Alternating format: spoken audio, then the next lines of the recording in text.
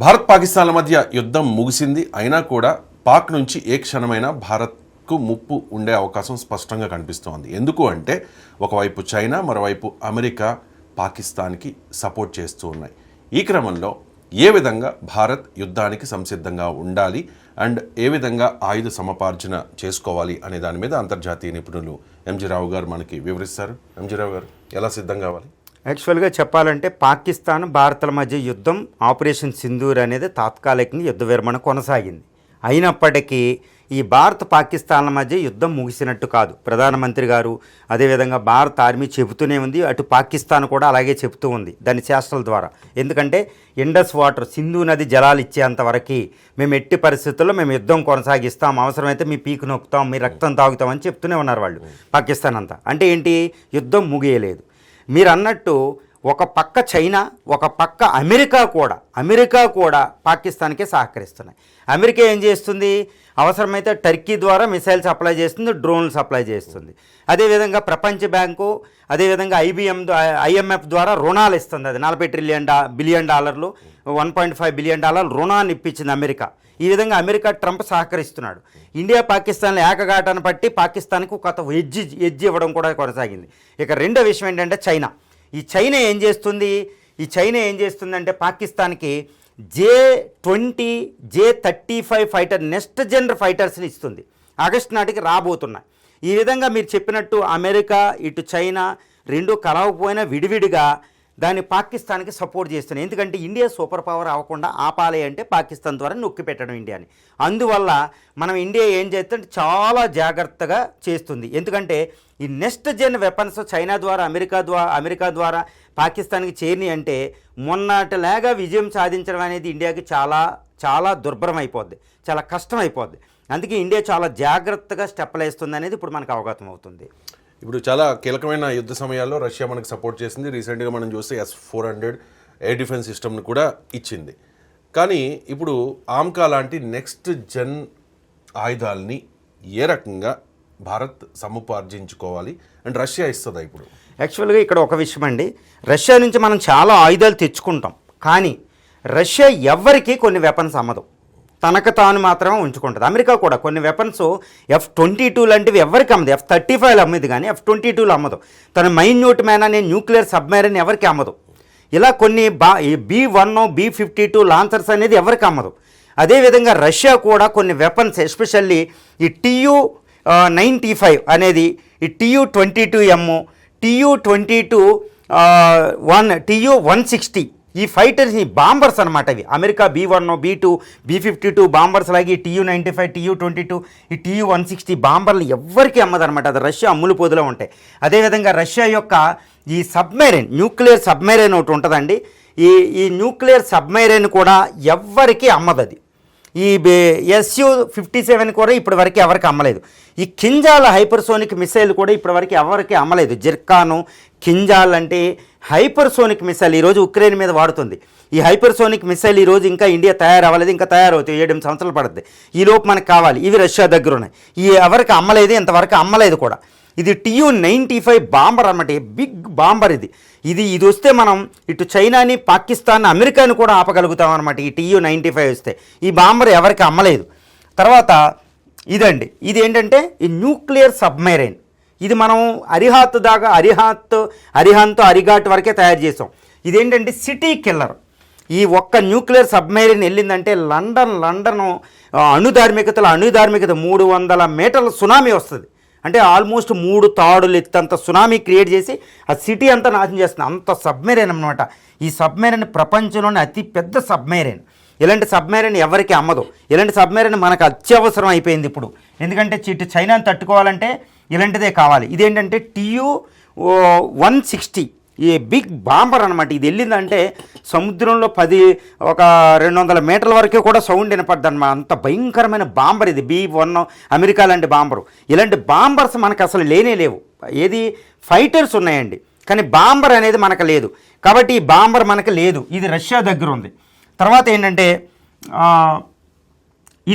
ఇలాంటివి వెపన్స్ అన్నీ ఇటు దీని దగ్గర ఉన్నాయి. ఏది చైనా, ఇది రష్యా దగ్గర.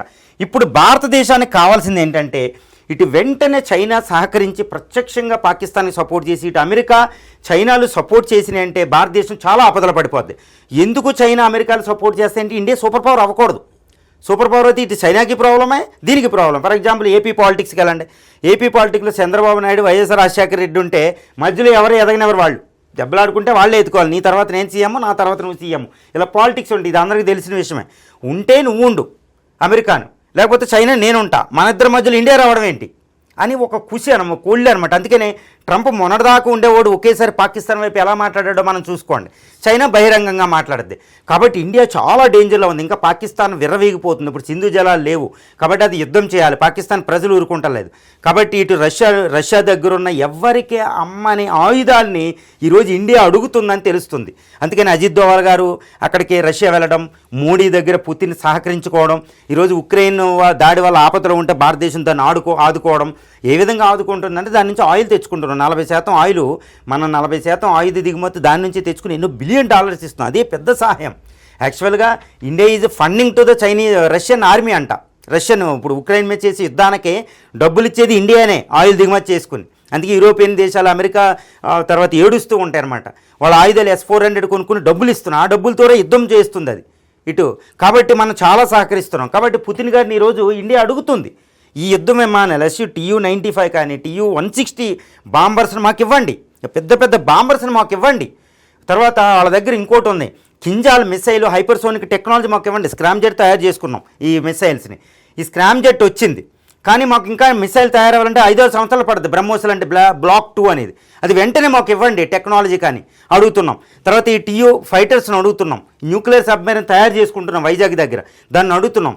Su-57ని వెంటనే మాకు ఒక ప్యాకేజ్, వెంటనే ఒక రెడీమేడ్లో ఒక 20 ఫైటర్ రెడీ పెట్టండి.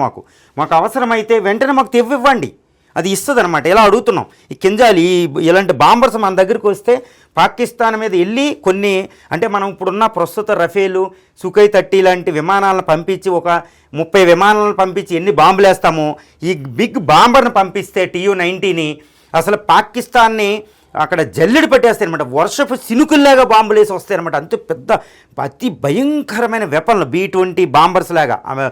అమెరికా యొక్క B-1, B-2 ల్యాన్సర్ అంటారు. అవి వెళ్తే ఇంకా కింద వాటిని తట్టుకోవడం వర్షం, బాంబులు వర్షమే, వర్షానికి తక్కువ ఏమీ కాదు. దాని వెనకాల 20 ఫైటర్స్ ఉంటాయి. కాబట్టి ఇలాంటి బాంబర్ వచ్చేది ఇమ్మీడియట్గా మనకు కావాలి. ఎందుకంటే చైనా బాంబర్ ఉంది, చైనా బాంబర్ పాకిస్తాన్కి ఇవ్వచ్చు, చైనా 5th జనరేషన్ ఫైటర్స్ ఇవ్వచ్చు. కాబట్టి రష్యా ఎవరికీ అమ్మని ఆయుధాన్ని మనకి ఇమ్మంటుంది. ఇది ఇస్తుందా అంటే ఒకసారి ఇచ్చింది కూడానండి. అకులా క్లాసు సింధు అంటే మన అణు జలంతర్గామి ఉంటుంది, అది మనకి లీజుకి ఇచ్చింది. INS విక్రమాదిత్యాన్ని లీజుకి ఇచ్చింది మనకి, INS గోర్షకోవ్ని. అలాగే మాకు లీజుకి, పైకి లీజ్ అనమాట, బయట కొనుక్కుంటాం, పైకి ఏదో ఆయుధాన్ని మనం ఉపయోగించుకోవాలి. పుతిన్ ఏదో విధంగా భారత్ను ఆదుకుంటారు. ఇప్పుడు ఈరోజు చైనా అమెరికాలు ఒకటయ్యి ఇండియాని ఎలా కొట్టాలనుకుంటున్నాయో, ఇండియా పోతే ఎంత ప్రమాదమో రష్యాకి తెలుసు. కాబట్టి రష్యాకి భారత్ మనగలగాలి. కాబట్టి ఈ విధంగా రష్యా మనకు కావాలి, భారత్ వాళ్ళకి కావాలి. సో పరస్పర ఉమ్మడి ఉంది. కాబట్టి ఈరోజు పుతిన్ ఎవ్వరికీ అమ్మన, రష్యా ఎవ్వరికీ అమ్మన ఆయుధాన్ని. ఒకప్పుడు అకులా క్లాసు న్యూక్లియర్ సబ్మెరీన్ ఇచ్చినప్పుడు ఈరోజు మాకు లీజుకి కానీ ఇవ్వండి వెంటనే, మాకు ఆపదలో ఉన్నామని ఇండియా అభ్యర్థిస్తుంది. ఎందుకంటే ఇప్పుడు చైనా అమెరికాలు పాకిస్తాన్ని సపోర్ట్ చేస్తే తట్టుకునే సామర్థ్యం మనకు ఉండదు. ఎందుకంటే వాళ్ళ దగ్గర 5th generation fighter, 6th generation హైపర్సోనిక్లు అన్నీ వచ్చేసి ఉన్నాయి. పాకిస్తాన్ ఉచితంగానే ఇస్తారు. ఇండియా సూపర్ పవర్ అవ్వకుండా ఆపాలి, వాళ్ళ ప్రపంచ ఆధిపత్యం పోతుంది. కాబట్టి రష్యా నుంచి మనం ఎంత కాస్ట్ అయినా ఎంతైనా పెట్టి ఏదో విధంగా ఆ weapons, TU-90, TU-160 fighters, Kinzhal missile, hypersonic Zircon missiles, Akula class ఈ బొలుగరోడో మిసైల్స్ని, అదేవిధంగా కొన్ని ఇష్కిందర్ అనే ఒక మిసైల్ని, ఓరిష్నిక్ అనే మిసైల్ని ఈరోజు అది తట్టుకోలేరు ఎవరు, బోలుగరాడు సిటీ కిల్లర్ని. వీటన్నిటిని టెక్నాలజీని, మిషన్ని ఈరోజు 5th జనరేషన్ ఫైటర్ ఆమ్కాకి ఇంజిన్ వెంటనే కావాలి, వాళ్ళు ఇవ్వడంలే. ఈ రఫేల్ ఇచ్చిన ఏది ఇచ్చినా కిల్లర్ అనేది ఉపయోగిస్తారు, వాళ్ళు కోడ్ ఎవరు, సోర్స్ కోడ్. వీటన్నిటిని ఉపయోగించి రష్యా ఒకటే మనకు ఆధారం అవుతుంది. రష్యా నుంచి ఈ ఆయుధాలు అభ్యర్థిస్తుంది కూడా ఇండియా. మోడీ గారు అజిత్ దోవల్ గారికి అభ్యర్థిస్తున్నారు. రష్యా కూడా సుముఖత చూపుతుంది. ఎందుకు రష్యా ఇస్తుంటే భారతదేశం ఎంత అవసరమో రష్యాకు డబ్బులు అవసరం. ఆయుధ సంపత్తి ఉందో, ఆయుధాలను తయారు చేయగలరు, ప్రొడ్యూస్ చేయగలరు, కానీ వాటికి డబ్బులు లేవు వాళ్ళ దగ్గర. భారతదేశం దగ్గర విపరీతమైన డబ్బులు ఉంది, టెక్నాలజీ తక్కువైన. ఆ డబ్బులు వాళ్ళకి అవసరం, ఇంకా ఉత్పత్తి చేసుకుంటారు, అది మనగలిగిద్ది, భారతదేశం మనగలిద్ది. కాబట్టి రష్యా ఎవ్వరికీ కూడా ఇవ్వని వెపన్స్ని భారతదేశం అడుగుతుంది, భారతదేశ అభ్యర్థిని పుతిన్ కూడా చాలా సంతోషంగా అంగీకరిస్తున్నారు. మిత్రమా నీకు ఎందుకు ఇవ్వనని మోడీ గారితో సంబోధిస్తున్నారు. తప్పనిసరిగా వస్తాయని ఇటు చైనాకి తెలుసు, ఇటు అమెరికాకి తెలుసు. విత్ టెక్నాలజీతో ఇలాంటి బాంబర్స్ భారతదేశం అమ్ముల పొదిలోకి చేరాయని కూడా అర్థమవుతుంది.